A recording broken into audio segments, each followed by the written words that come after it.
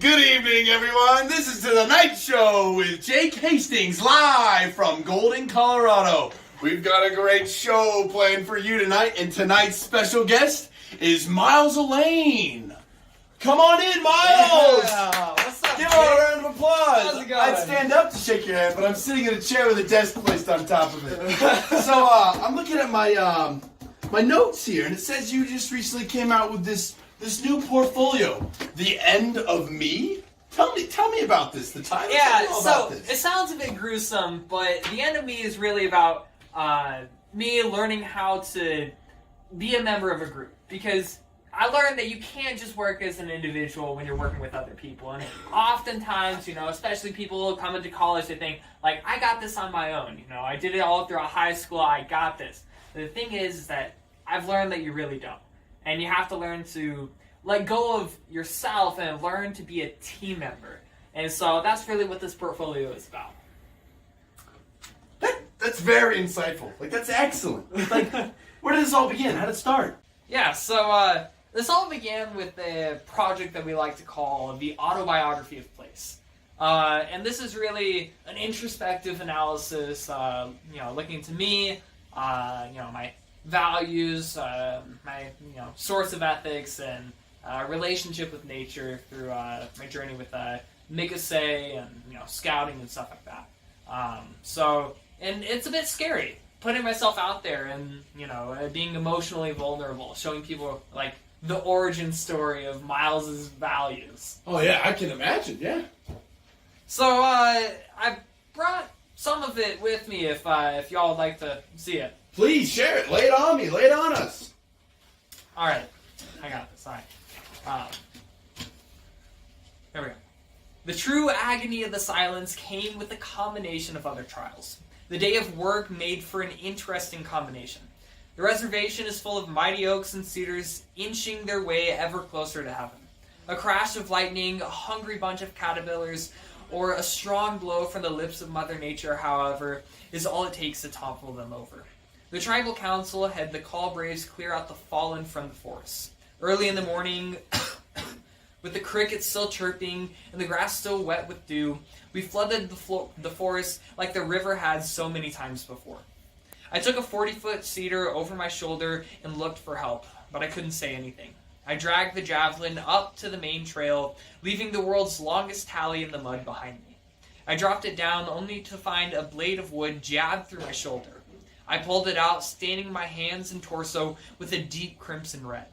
Despite all of the pain, I didn't wince. The silence forced me not to. I walked back, taking in the pain with a strong sense of duty, and found another fallen tree to drag back. I picked it up and noticed that this one was much lighter. For some reason, it wasn't dragging. I looked behind me to see another call brave holding the back end of the log. I didn't say anything, neither did he. We just kept moving forward. We walked through the dense forest as though we shared the same mind. Every twist, every turn, they were one and the same. I thought of how peculiar it was, how much we bonded over a single tree. After we dropped it off, we walked back to find others silently helping one another. I felt an immense feeling of brotherhood in that moment. We were all going through the same feelings of fear and loneliness, but now we all felt as though we were one. So, not going to spoil the rest for y'all, but that's my thoughts, my relationships with nature, and the beginning of my autobiography of place. Wow, that was great. It was excellent, if you will. But how does this line up with like your journey through your honors course? Yeah, so this is the beginning of my process as an individual. I'm still me, as the title of this portfolio would really imply. And I mean, the main thing is that with this project, it's been edited, it's been revised, it's been crumpled and thrown in the trash until it was great again. But the real importance of it isn't about me. It's about getting to know how to work with me. And I think that one of the best ways that you can figure out, how to best work in a team is to understand individuals' values and where they got that from. Because when you know someone, it makes it easier to work with them. When you know what makes someone tick, what someone's good at, and stuff like that, it's a lot easier to come together as a team. And so sharing this story, this autobiography of place, while it is about me, it's more so about people getting to know me. So it's kind of like your personal development, how you kind of moved forward and became a new you. Like, when does the group part come into all of this? Yeah, so this all starts with a team research report regarding clean water access as an engineering grand challenge.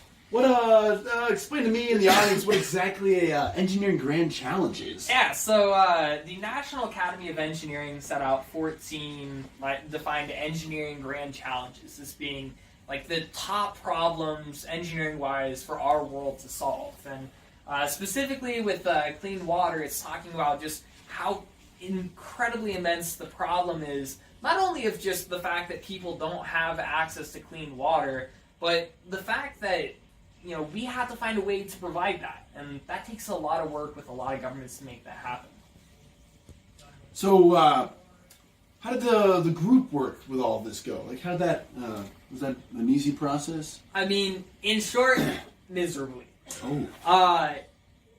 The work ethics and expectations were all over the place. We were not a team by any means. We're really just a collection of individuals all trying to be the team captain, getting a research project done. Did it get better from there? Was there like a glimmer of hope you were looking at, or is it just... I mean, yeah, there's a light at the end of the tunnel. Well, really, there were two lights at the end of the tunnel. I think in like the last week, getting everything together, that we were really functioning as a team. Everyone was showing up, getting their work done, and expectations were being communicated clearly amongst everyone. We were finally, working together as a team, and that was like, it was great. I was, very proud of everyone. Everyone was proud of each other, and we actually learned, the benefit of a collective mind as opposed to a group of individuals. It was the beginning of the end of me. Oh. So, how did the other part go? And so, the other part was that I learned why I screwed up. I was trying to lead a team with the same expectations that I have for myself. I thought, this is how I get a project done. This is how I'm going to go out and finish all these tasks. I had a very rigorous schedule because that's how I work best. But it was a dumb assumption to think that that's how everyone works. And so what I learned was that the best way that you accomplish a group project, the best way that you work as a team, is to take advantage of what makes each person unique. Because each person's good at a certain aspect. Or they could be really good at writing. They could be really good at just coming up with crazy ideas. But finding a way to take advantage of that is really how you learn to work as a team. And being able to once again take advantage of that collective mindset is a really important goal that I learned, even though this was a failure. So, how did the final project turn out? I'm looking at my notes here, and it says you have a whole revised version of the report in this portfolio. So, fill us in. How big of a problem is access to clean water? It's absolutely massive. About 3.4 million people die every single year from diseases that could have been prevented if they had access to clean water. And our biological dependence on clean water is enough to justify finding a way to guarantee access to it.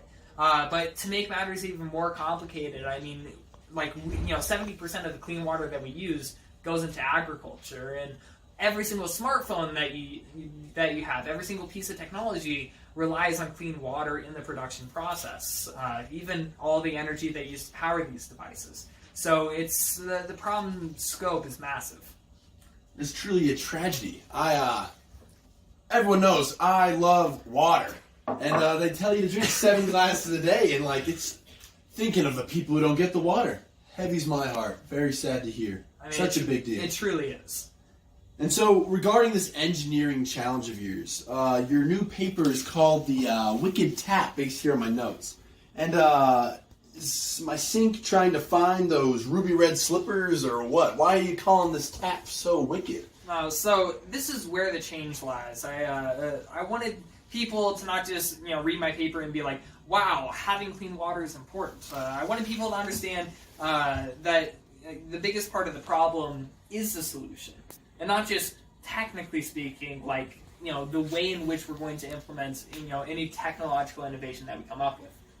So we just gotta pay some big brain scientists such as you to bring in some new age technology to solve the problem? I mean, in part, yes, but we already have systems like, reverse osmosis and nuclear desalination, something that the previous paper had way too much of a focus on. The main thing is that we need to, find that someone has to pay for this technology. Someone has to implement it.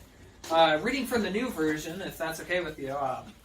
While classical engineering needs to be considered in solution making for clean water access, what really makes water a wicked problem is that engineers must adapt to make an impact. Water flows through every aspect of human life, from the most fundamental cellular processes to cooling nuclear reactors, providing wide areas with energy. Ultimately, there is a need for water that cannot be ignored by lawmakers and engineers alike. Engineers can correct immoral policies or complete lack of policy by providing technical solutions that give people back the right to survive. Regulations and non-technical solutions for water use, such as the European Union Water Framework Directive, only have a lasting impact when stable governments are in place and the social contract is upheld. Hence, the European Union, as well as the United Nations, argues that access to clean water ought to be a right. Rights empower people and provide a foundation for enforcement mechanisms. By giving people a right to water, you give them something that they can fight for. Combining the technological difficulties, socio-political hurdles, and the vast range of industries and areas that this topic covers, access to clean water is indeed an engineering grand challenge. Whew. Well, Miles, that's much worse than finding some red slippers. But what can we do about this? Do you answer this in your report? Or? I mean, that's the thing about this report. I talk about a few things that people are doing right now, but nothing simplifies the complexity of this problem. Providing something like a right to clean water may get some progress on paper, though. It would define that governments are obligated to do whatever it takes to ensure that their people have access to clean water. It also, proves our thesis, though, that water really is a wicked grand challenge, because the means through which you go about and try to establish this right to clean water, it's only part of the thing. Even if there's a right, there's still the fight to get things enacted. Well, so it sounds like, although you struggled as a group to stick together, you came together at the end and came out with an excellent and insightful paper. But let's get back to the end of me here. It sounds like throughout this project you were doing things more solo. So when exactly was the end of you? Yeah, so this really came about through a project that I like to call Art for Accessibility. It was the name of our group. It was also the name of our installation. And it was a really fun project and one that I think I grew the most as a teammate from. So how do you figure that? Well, I took some advice from a friend of mine. Her name's Sarah Hitt, great friend. But she told me that I should fall back, that I should learn to trust my group mates and, I guess, let my guard down and just believe that people are capable of finishing things, even if it's in a different way that I finish it. And it was a bit of a difficult lesson to learn, but nonetheless, it worked. And all the work that I did, it wasn't just about me. It was about me contributing to the rest of the group and really finding a way that we all worked together. Oh, so let us know, what was the whole project about? Yeah, so just apart from the executive summary on this, the Art for Accessibility group determined that the Golden community has inadequate accommodations for the mobility impaired. This problem stems from insufficient awareness of the accessibility needs of the disabled.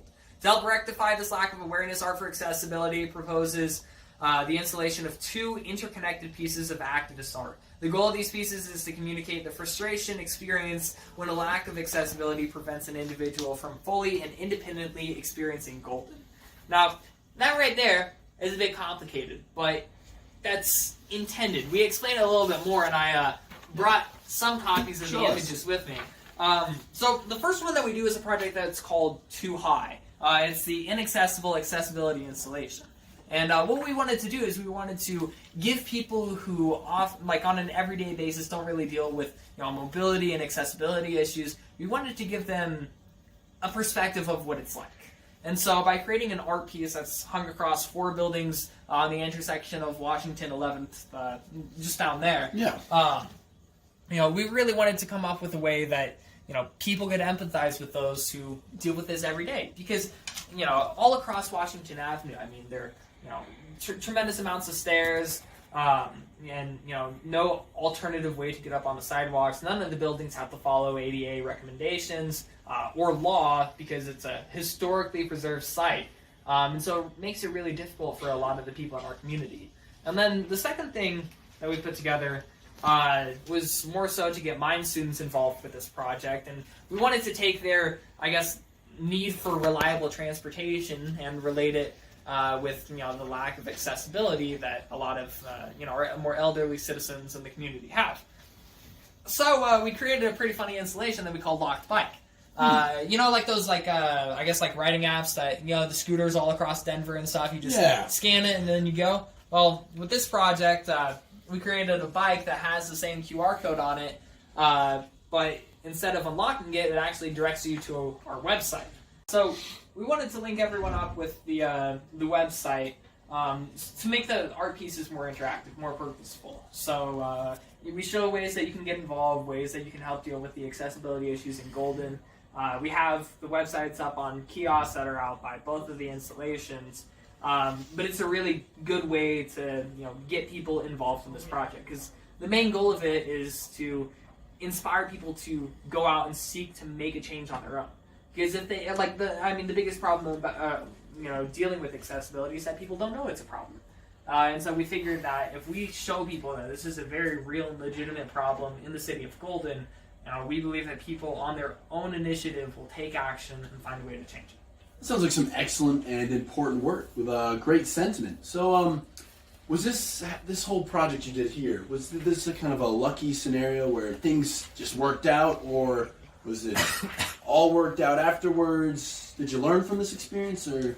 I would like to believe so, that I learned from this experience. My very last project seems to support the notion that this wasn't just a lucky fluke, that this was some real change, and I really stepped up my ability to work as a part of a team. That's great to hear. So, tell me about your last project you did. Yeah, so my last project was actually a debate. Oh, I know this guy. He loves debate. Yeah, debate. I did it all throughout high school. It's definitely one of my favorite things to do. So, are you one of those guys that purposely starts arguments just for the sake of ruffling feathers? I'd like to say no, but I know that the answer is yes.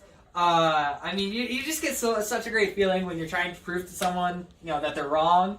It's my preferred adrenaline rush. Oh, so what was the debate about? It was about invasive species. Specifically, it's about this policy going on in New Zealand called Predator Free 2050. So tell me about that. So Predator Free 2050 is a policy that basically seeks to get rid of every single invasive predatory species in New Zealand. So this is mainly like rats and possums and stuff, all by the year of 2050. I'm no expert, but that sounds kind of expensive and huge. And how do they expect to get rid of every single rodent in the country? Well, the thing is that this is, relatively speaking, it's a 30-year initiative that's entirely devoted to the technology side of this. If we go by current methods right now, traps should be able to get rid of at least possums by the year 2025, but for making sure that every single, last one of these pests are eradicated off of the island is going to take some technological development. So some options for that include new poisons, things like CRISPR and, gene editing to create, new viruses and entirely wipe out the species. But, there's a lot of ethical concerns with that. So the main goal of this project is to invest money to make sure that we find not only an effective tool to deal with these species, but also a moral tool.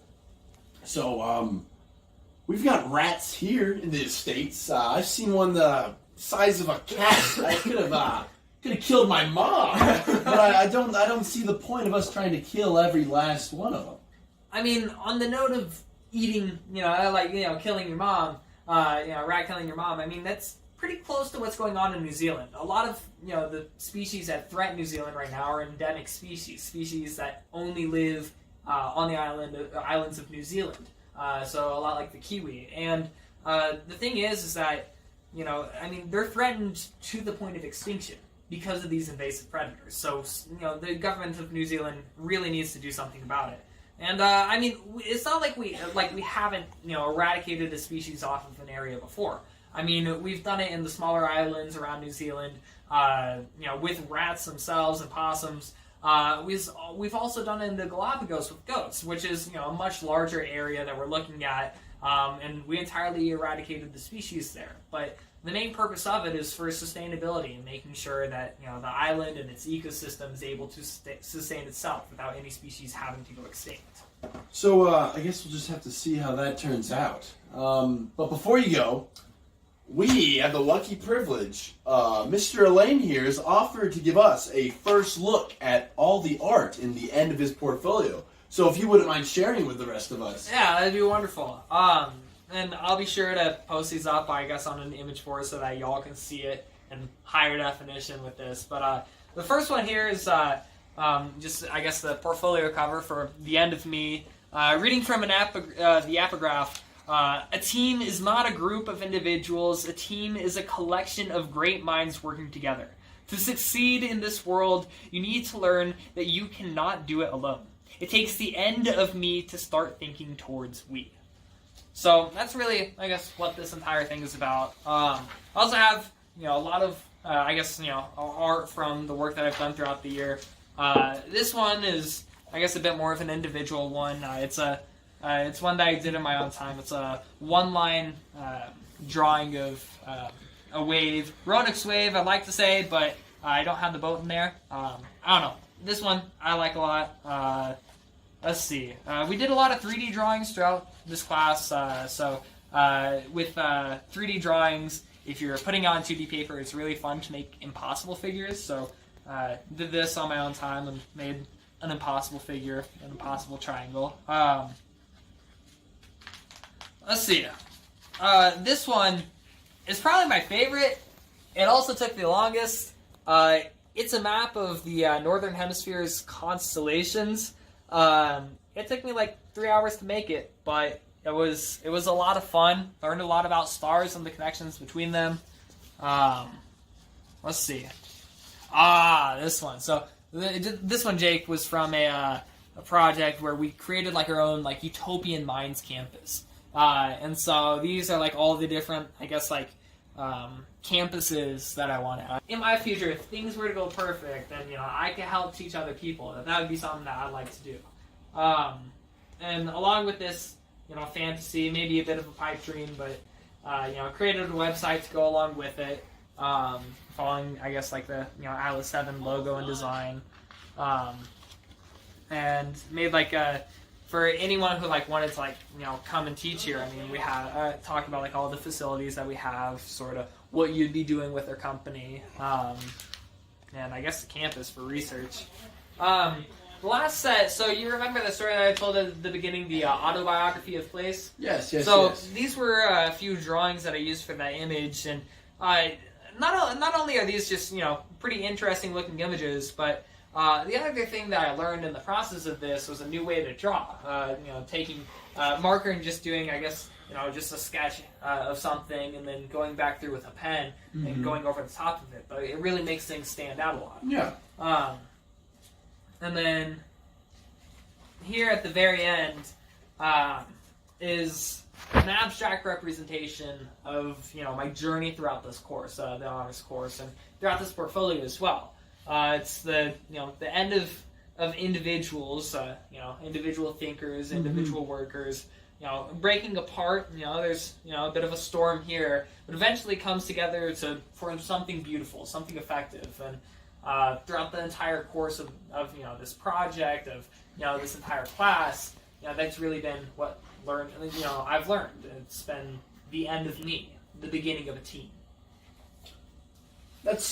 I love it. That's great. I'm sure the audience enjoyed that, and that's all the time we have. But I have to say, it's been great having you, and watch your toes.